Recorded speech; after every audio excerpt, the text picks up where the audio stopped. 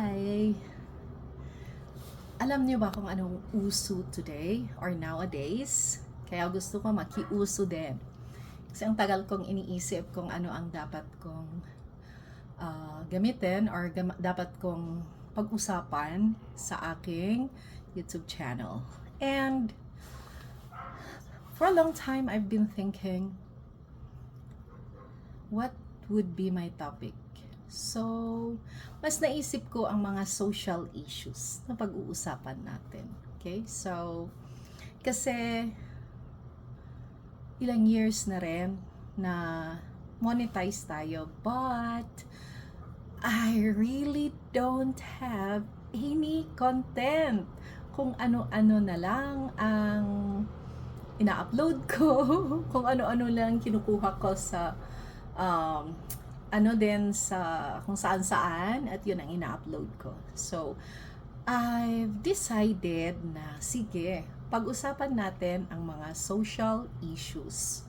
So, ang pinakauna kong topic ngayon sa ating pagbabago sa channel natin is ungrateful people. Ungrateful people. Marami nga kasi sorry guys, medyo maingay. Nasa tabi ng kalsada tayo. Tabi ng kalsada hindi tabi ng riles. Okay. So, anyway, yan nga, ungrateful people. Kasi, I've been watching people na nagva-vlog.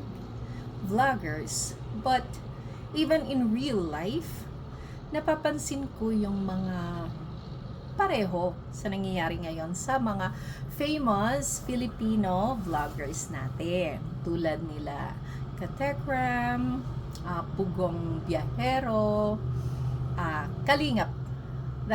Kalingap sa Bicol region. Diba? So, tulad ni Tekram, may nakita siya, tinulungan, at inayos ang buhay. Pero, at the end, nang matulungan siya, nang maiayos ang buhay niya, nang maganda na sana ang future niya, bigla siyang nagpasulsol.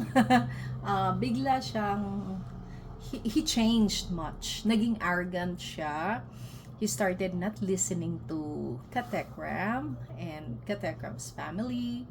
He started going against them. O diba? Tapos hanggang sa tuluyan na siyang umalis and then siniraan pa niya ng siniraan ang family ni Tekram.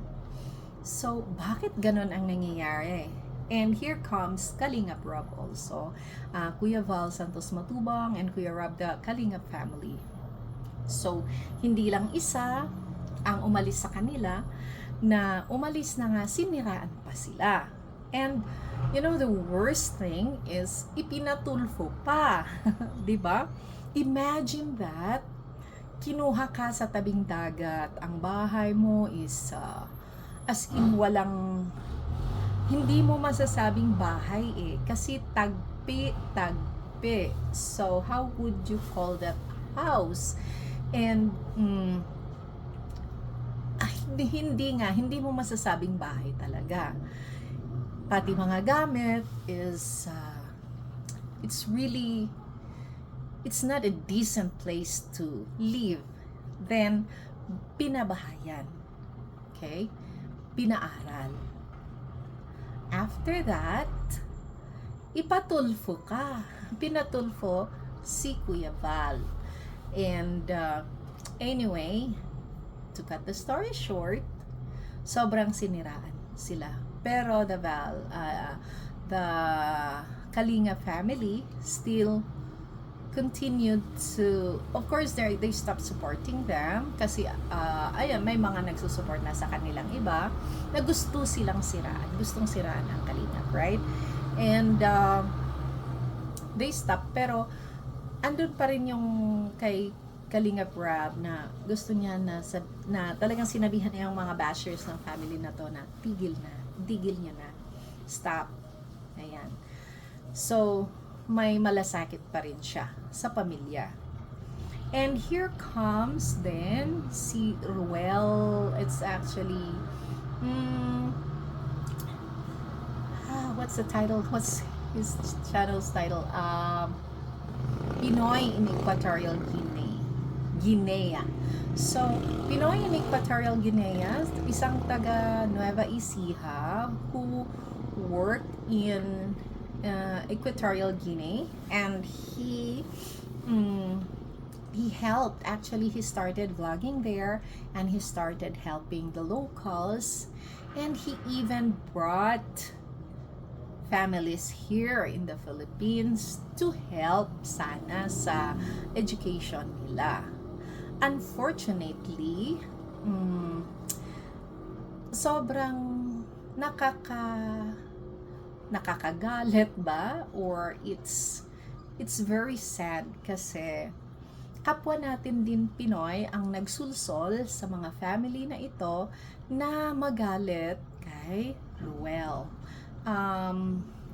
Na sinabi nila that Ruel is using them to earn money for his own benefit.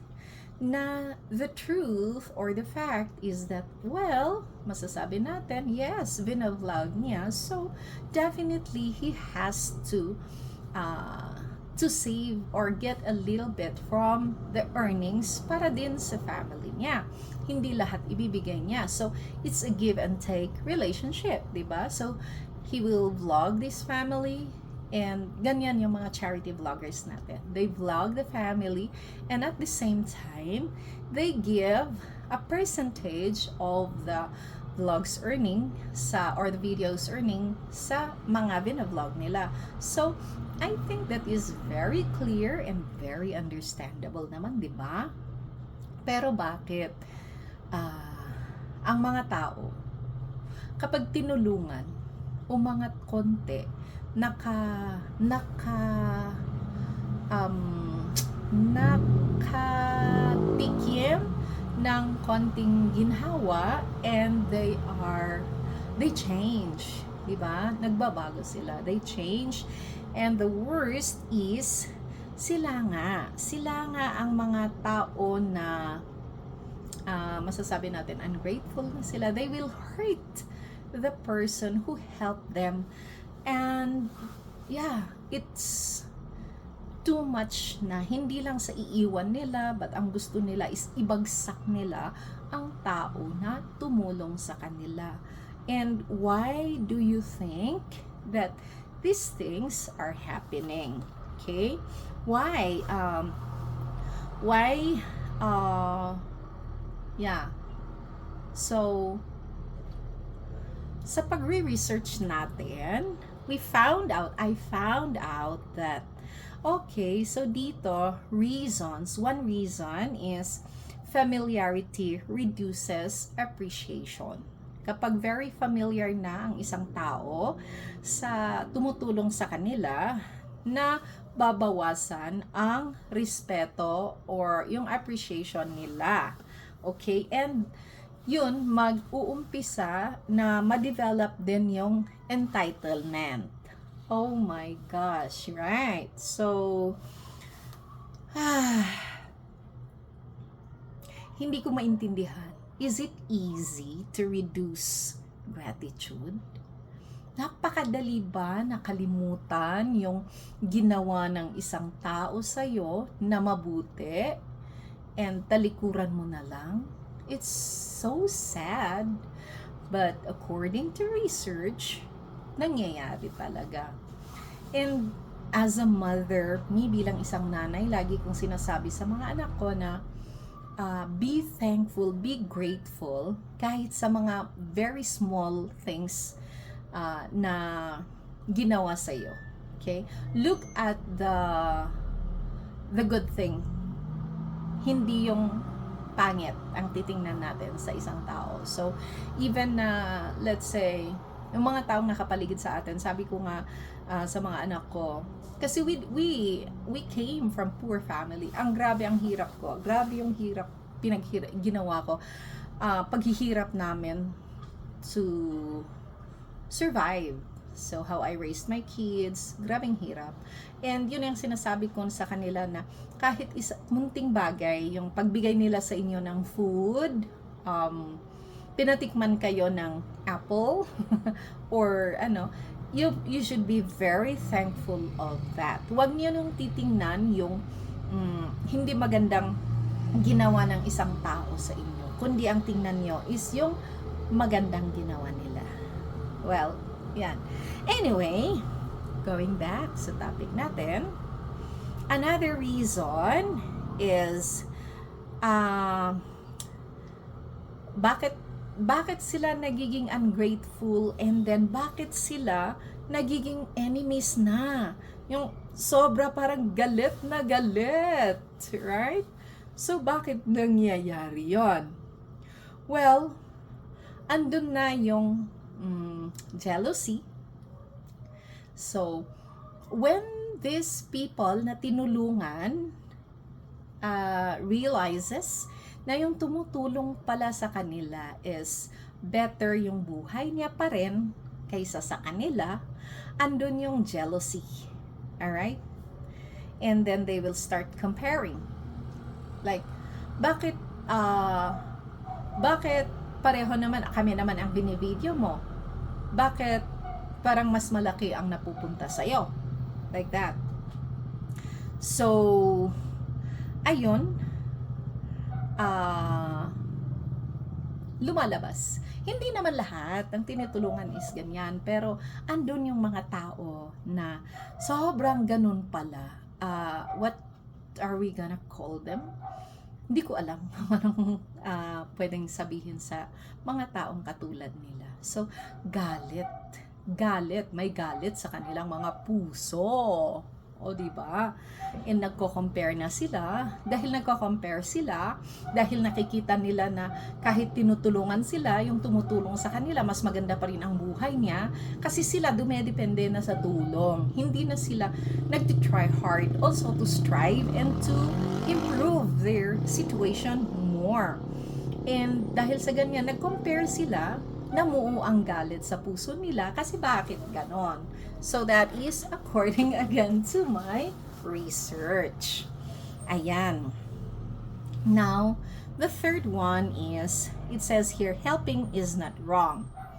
Pero, we have to practice wisdom, healthy boundaries, mutual respect, honesty, and gratitude. Well, anyway, so, pag tumutulong ka, nakita ko naman sa mga tinutulungan din, yung mga tumutulong, itong mga kasi ang nasubaybayan ko talaga is sila, ang Kalingap. So they have actually, si Rab, nakikita ko, laging meron siyang notebook, and nililista talaga niya yung mga gifts for these families, at saka yung mga tinutulong niya. Of course, the expenses, kung saan ang gagaling yung pera, kung magkano yung galing sa kanya, the expenses expenses ng mga bahay nila. So imagine, walang-wala ka, 'di ba? Barong-barong ang bahay. But when they pinagawan ng bahay sila, the houses are worth 1 million. So, andun yung mga 500,000 worth houses or 1 million. Ganon yung mga pabahay nila.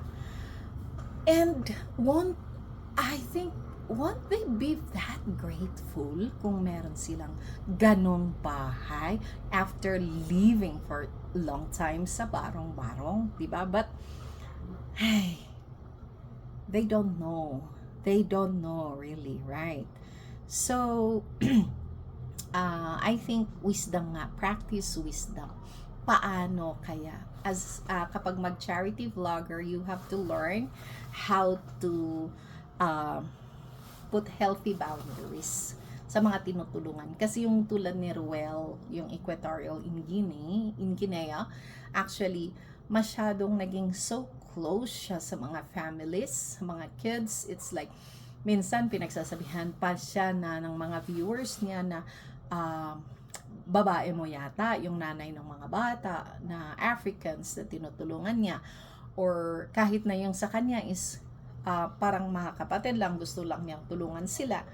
Pero iba, kasi he didn't have that boundary talaga. Okay? So, ayan, nung ginawan siya ng kwento at nung umuwi yung mga families, sobrang sakit sa puso niya. Sobra siyang nasaktan. Kasi syempre, walang boundary. O, diba? So, nasaktan siya. As yung sa mga vloggers, they also have to protect their peace. Kasi sila ang masasaktan sobra. Kapag naging too close sila sa mga tinutulungan nila. Of course, that's natural sa ating mga Pinoy, diba? Na kapag yung mga tinutulungan mo, parang tinuturing mo na rin na ka-family, right? Or kapamilya. So, anyway, we have a lesson here na pwedeng matutunan. It's help without expecting any loyalty. Hindi magiging loyal ang tutulungan natin. So, kapag yun ang nasa isip mo, kapag tutulong ka, alam mong ang mga tinutulungan mo hindi forever loyal sa'yo. Okay? So, just understand that. And notice the patterns. O, diba, sa mga nangyayari, gaya ng sabi ko, tulungan mo sila, bigla silang, konti lang, ang nakita nilang medyo nagkulang ka, sobrang galit na nila sa'yo. So, that is natural daw sa mga tinutulungan. Ang saklap, no, guys? And, yeah, discuss gratitude. Always discuss gratitude sa mga tinutulungan natin. And, yan, forgiveness. And, at the same time, yung gaya ng sabi ko kanina, boundaries. So, anyway, guys, I hope that sa vlog natin, first vlog natin, ay may natutunan tayo. And, at the same time, guys, before I end, I would like to say, encourage kindness. Kasi yan, kindness is so important. And yeah, we have to always to be kind to the people around us. So, thank you very much. And please leave comments and also subscribe if you feel that our topic for today is interesting. So, thank you very much for watching. Have a good day. See you again sa next vlog.